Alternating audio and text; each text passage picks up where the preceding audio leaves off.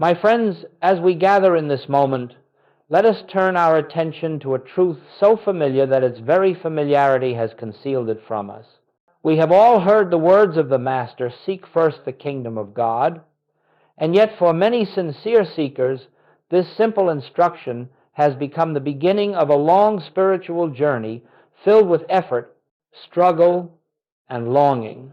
You have sought with intensity, with devotion, with tears, and with yearning, yet the kingdom has often seemed as distant as ever. The reason is not that the kingdom is far away, nor that you have failed in your seeking, but that the true meaning of this instruction has been hidden beneath centuries of misunderstanding. When Jesus spoke of seeking, he did not send you outward into the world of activity, nor inward into the realm of mental striving. He pointed you toward a reality already present, already functioning, already complete within your own consciousness. The kingdom of God is not something to be achieved. It is something to be recognized. And so as we begin our time together today, let us set aside the belief that we are trying to reach something that lies beyond us. Let us approach this teaching with the quiet awareness that what we are seeking is already here, awaiting only our recognition. In this hour, I invite you not to strive, not to attempt, but simply to rest in the possibility that the kingdom is far nearer than you have ever imagined, nearer than breath, nearer than thought, as close as your own being.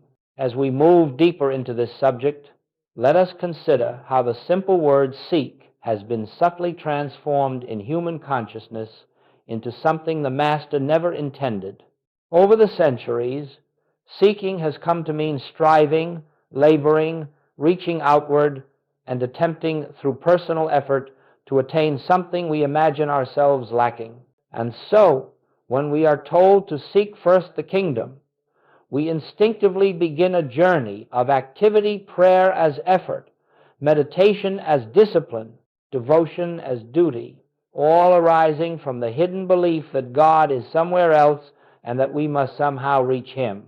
Yet this very impulse reveals the core misunderstanding. All striving implies distance, and distance implies separation. And separation, my friends, is the original spiritual error. It is the belief that God is there and we are here, that the kingdom is a reward to be earned or a destination to be reached.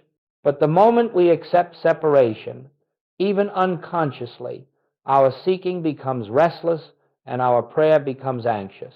We find ourselves pleading with a God we believe to be outside our own being, hoping for signs, waiting for answers, searching for experiences, all the while reinforcing the very sense of separation we are longing to overcome.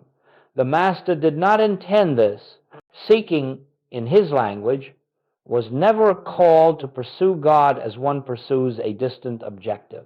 It was an invitation to turn away from external dependence and inward mental struggle and to rest in the awareness that the presence we seek is already the life of our life, the soul of our soul, and the consciousness in which we dwell.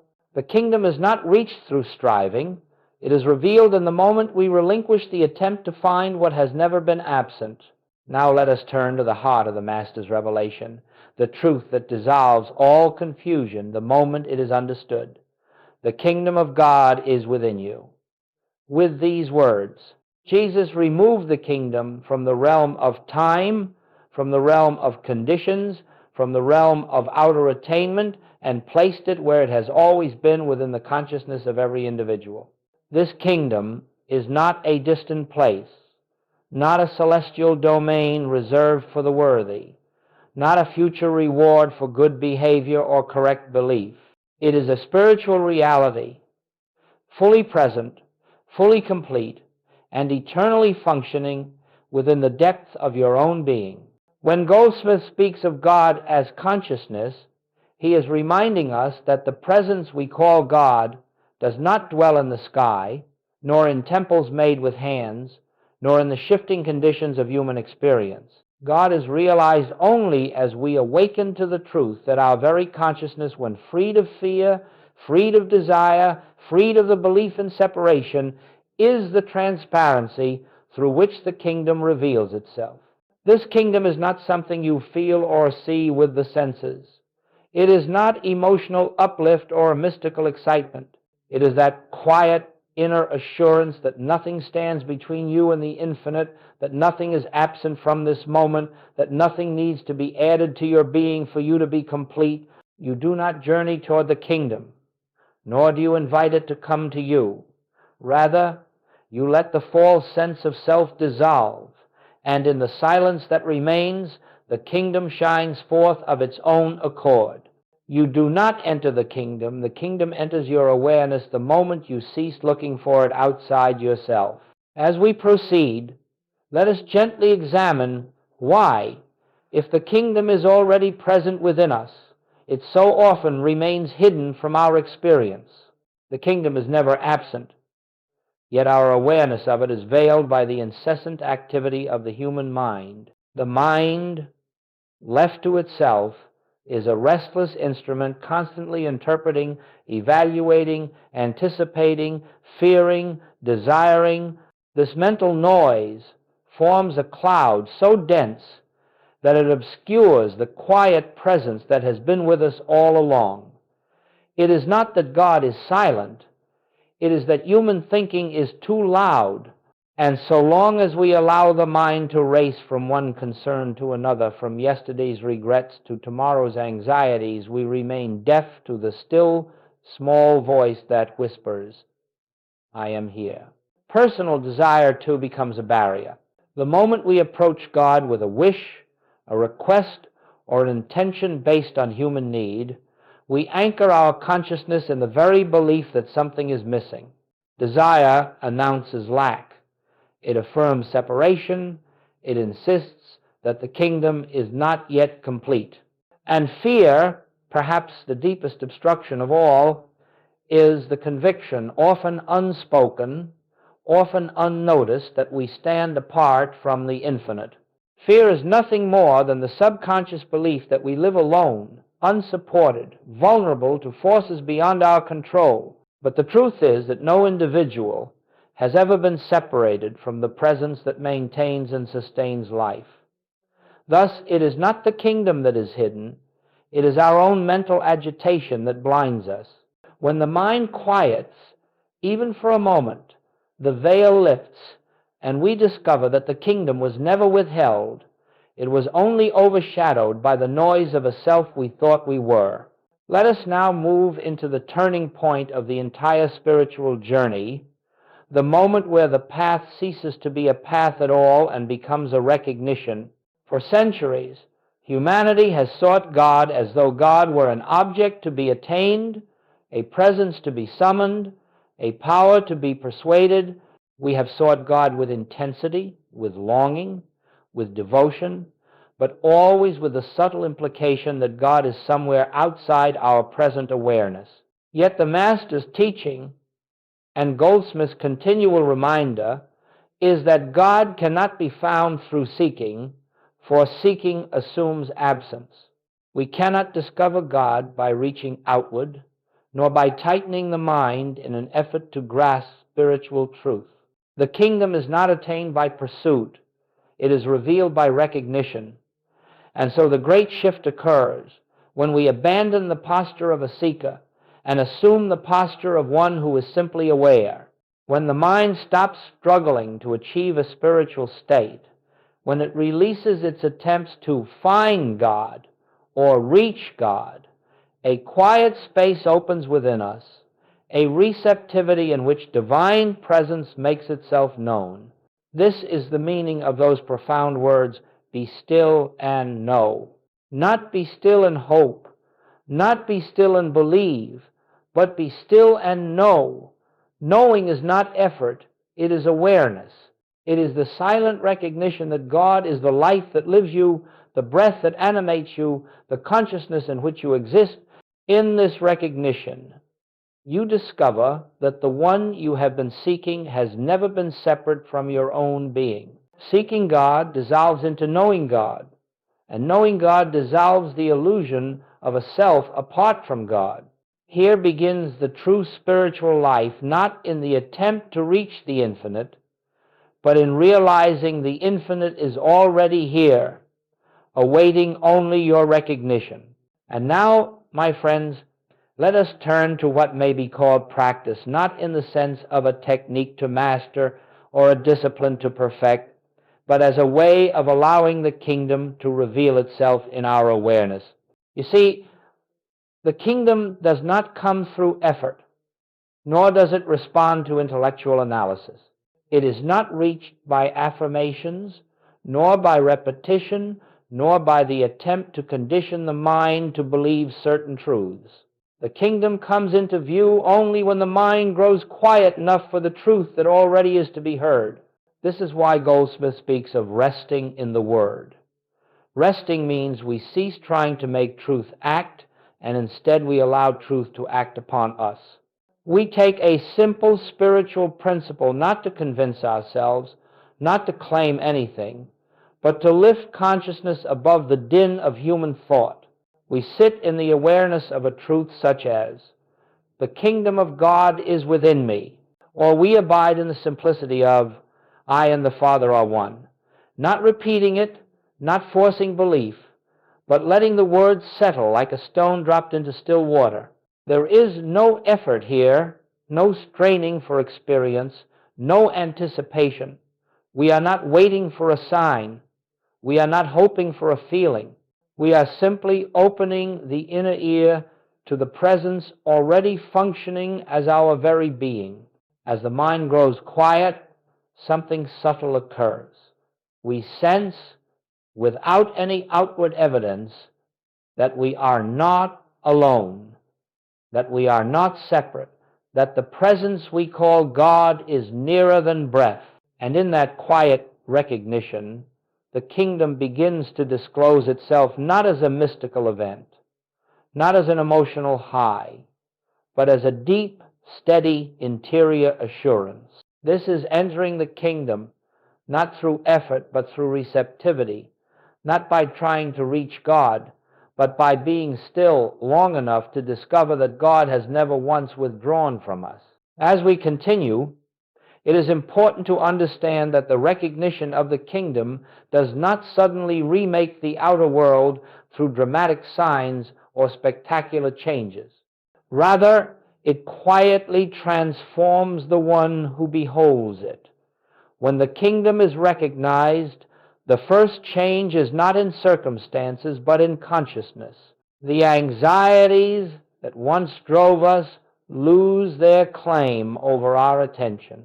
The pressures we once felt so heavily begin to dissolve, not because conditions have altered, but because the sense of a separate self struggling to manage life no longer dominates our awareness. You begin to notice that fear loosens its grip, not through resistance, but through the realization that the presence within you is greater than whatever appears before you. Relationships soften because you are no longer approaching others from a place of need or defense. Decisions become clearer, not through intellectual effort, but through the quiet intuition that arises when the mind is receptive to divine guidance. This is not positive thinking, nor is it an attempt to manifest a better experience. It is simply the natural outpouring of spiritual awareness. Goldsmith reminds us that we do not seek these outer improvements. They come as the shadow, the byproduct, of an awakened consciousness. When you recognize the kingdom within, health may unfold, not because you fought disease, but because you ceased identifying with fear. Supply may appear, not because you prayed for money, but because you shifted from a sense of lack to an awareness of completeness. Guidance arises, not because you demanded answers, but because you became still enough to hear what has always been speaking within. The kingdom does not change the world. It changes your vision of the world. And as your perception shifts, the world begins to reflect the harmony that was present in your consciousness all along. This is the quiet miracle of recognition. The kingdom reveals itself first within, and then, almost unnoticed, its harmony expresses itself throughout every aspect of your life. Now, my friends, having seen something of what unfolds when the kingdom is recognized, we come to the question of daily living. How do we move through the ordinary activities of life, our work, our relationships, our responsibilities, while maintaining awareness of this inner presence? The answer is beautifully simple, though it requires sincerity. We return again and again to the realization that the kingdom goes before us, not as a mental affirmation, not as a protective shield, but as the truth that divine presence is the very activity of our being. Living in the kingdom means that we do not begin the day as isolated individuals hoping to find God along the way.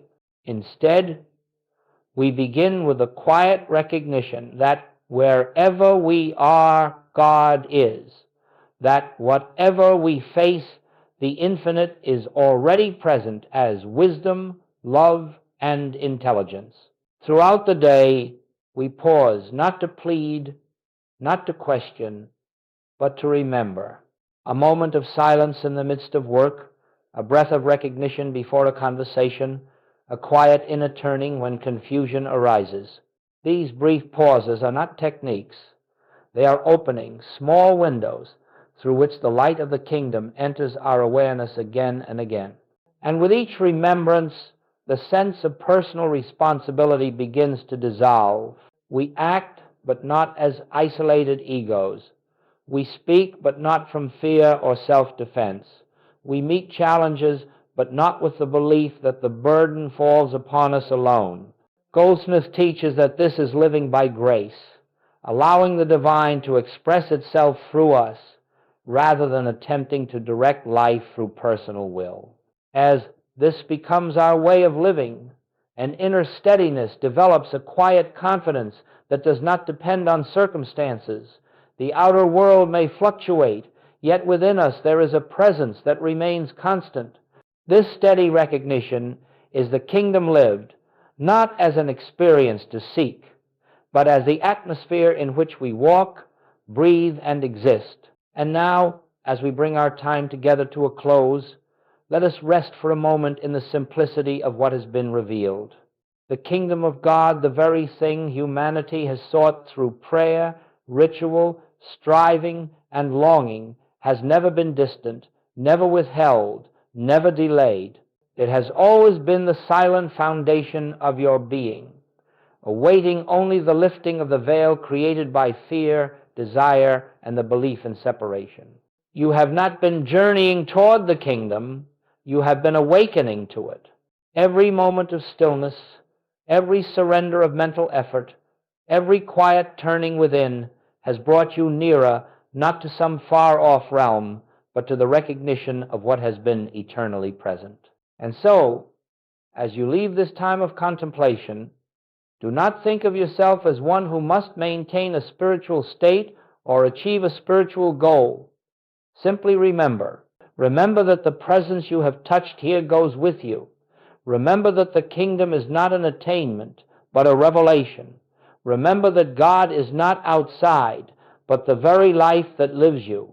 And as you remember, a deep peace will accompany you. Not the peace of favorable conditions, but the peace born of knowing that nothing can separate you from the infinite that constitutes your being. Let this awareness walk with you into every moment of your day until the truth becomes as natural as breathing. The kingdom you sought was never beyond you. It was within you from the beginning.